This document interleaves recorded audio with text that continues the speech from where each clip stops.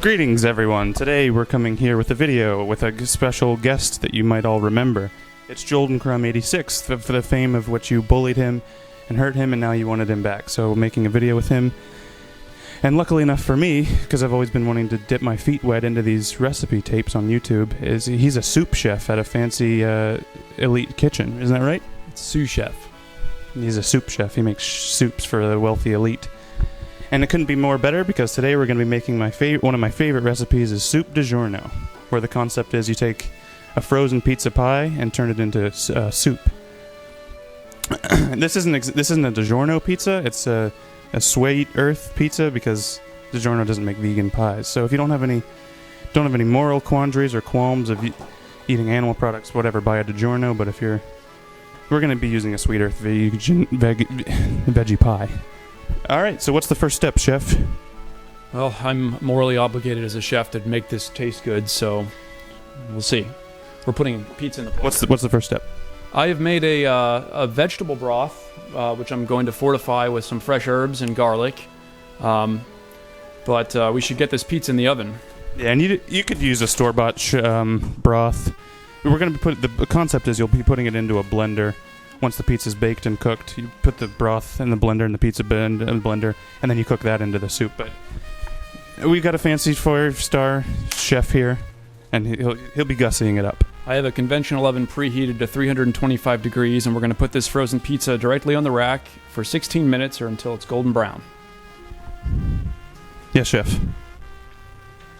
425. It says on the box 425 degrees. Do whatever it says on your box. And now, while that's making in the oven, he's going to be chopping up these ingredients for the broth. He's got some sort of it's boiling on the stove a bit. I've got the broth at a gentle simmer, so I'm going to mince some fresh garlic.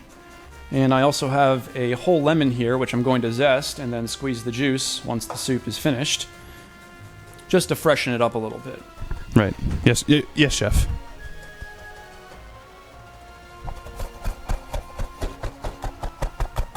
Now, if this was a professional cooking show, we could maybe do a zoom-in cut onto what he's doing here, but we've got one camera, one tripod, and we've got a cat biting at the limb of the tripod, maybe shaking it. So you work the best with what you've got. He's got the garlic chopped. I have some fresh thyme from the garden.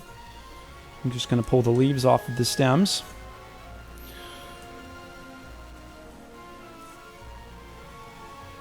Yes, chef. And what's the next step once you get all these cut? You're just putting them into the soup. I'm going to put these fresh herbs into the pot with the broth and let them simmer to extract the flavor. I also have some sage leaves and a whole bay leaf. So I'm just going to take all of that and dump it right into the broth. The broth's over there. We can't move the camera, so just going to imagine that there was maybe a close shot. Look at that, chef.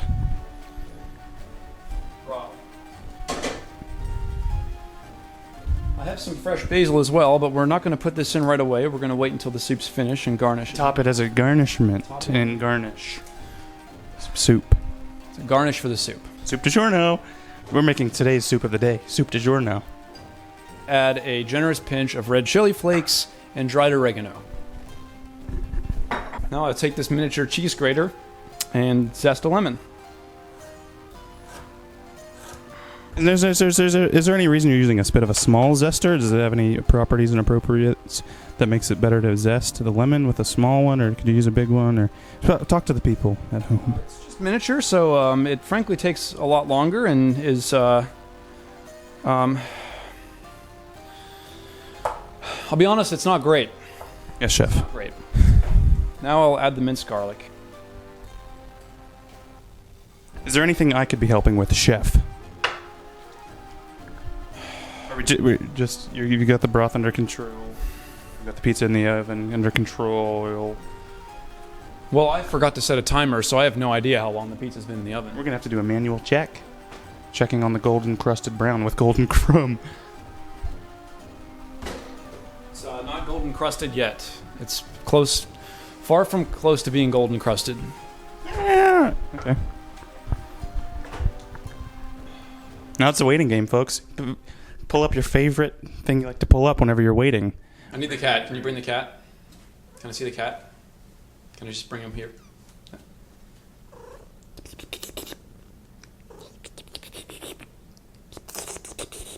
Yes, chef. Pizza's got about 3 left minutes in the oven. What's the next step, chef? Well, mise en place is very important for kitchen work, so we're just going to get ahead on a few things. So I'm going to juice the lemon. Oh, wow. That is a soupy lemon. Well, no, hold on a second. What's the lemon for? It's going to add just a touch of zingy freshness to the soup in its The end of it. final moments. Ah, okay. All right. Just, I'm a little bit understanding where this is all going now. I'm doing a fine chiffonade of basil, which is basically just a ribbon cut for a garnishment. Oh, I wish we could have a second camera here so you could see how finely he's chiffonading this basil, but it's trust me, he's a soup chef at a 5-star kitchen restaurant. Chef. Soup chef. We're making soup here, Crumb. Now, one of an important thing is to look for the right pan.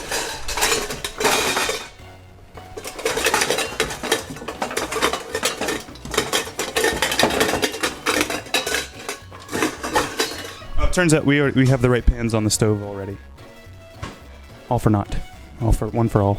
Let's see how this pizza's doing, should we? Yeah, I think should. Well, folks, I think it's safe to say that we can move ahead with the removal of the pizza from the oven. So he's going to remove it. You'll generally you'll want to be using heated gloves to take it out of the heat oven. He doesn't use it because he's got chef hands. So there's the pizza. We could do a slighted tilt. Shows it on the camera. Yeah. So we're gonna cut this up and put it into the blender, right? Is that the right, chef? Yes, chef. that's the gist of it. Okay. Cut. And you want to be cutting it into segments that'll fit. Unhinge it from the clip and pull and bring it over.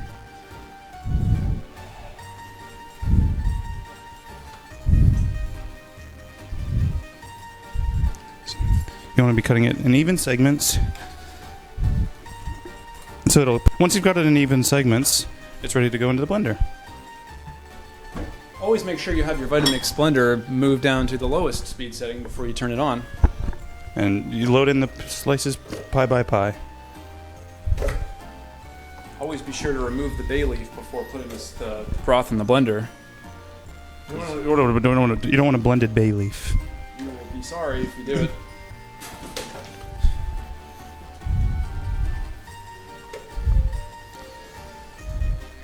And here's soup du jour. Once we get the broth in here and get it blended up, it's almost pretty much ready. Anybody can do this.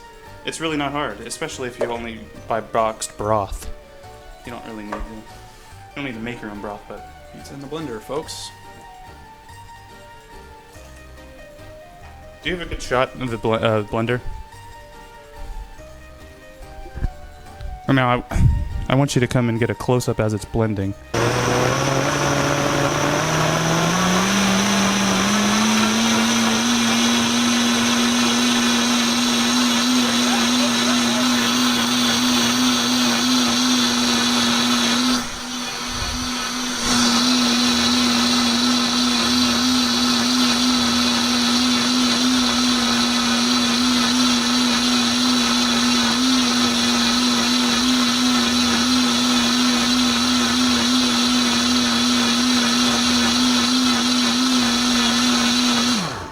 Now, it's blended. We're going to be last final. The step of it is to put it into a big bowl of pot and do a little bit of an.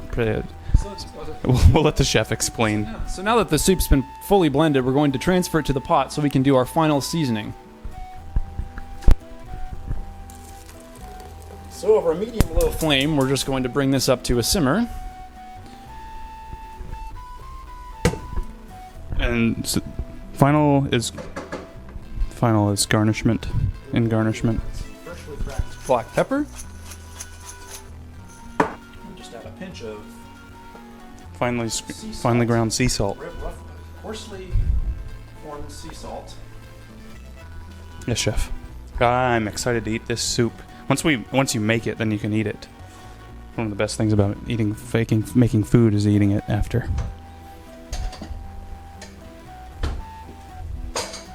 Last step of it is lemon juice and basil. Is this correct? A small amount of lemon juice just to give it a little bit of zingy freshness, lighten up the flavor a bit. All right. Well, dare I say, I think we've done what we can here. So We've accomplished soup digiorno, one of my favorite dishes yet. Thanks for the help of Jolden Jolden. He's pouring out 2 perfectly poured bowls, almost up to the rim of it, where you want to be pouring it out right out to the rim of it. Can I do the basil decoration, chef? yeah, sure. Basil decoration, chef. Thanks. All right, here we go. Time to take a taste test of this old, one of my old favorites, soup DiGiorno. Without it, I mean, it's not a DiGiorno pizza, but oh, that's really good. I mean, I've had it before, but it's actually good too. I mean, I will admit, in all my time, I never would have pictured this, but this is surprisingly good. This is actually good. Try it at home. You don't have to go through this whole chef rigmarole. It does make it taste better. You can use a DiGiorno pizza instead of a Sweat Earth vegan pizza. If that is, yeah, if you don't have any qualms about eating animal products, but I've had this recipe stored in the books, in the banks of my brain for forever, and now it's finally able to bring it to the light of the online. And you can expect this to turn into a cooking channel, because this is really what I've always wanted to do. Is make recipe videos for people to watch on the internet. Thanks for tuning in. Oh, thanks. Wow. Thanks, chef. Yes, chef. Thank you.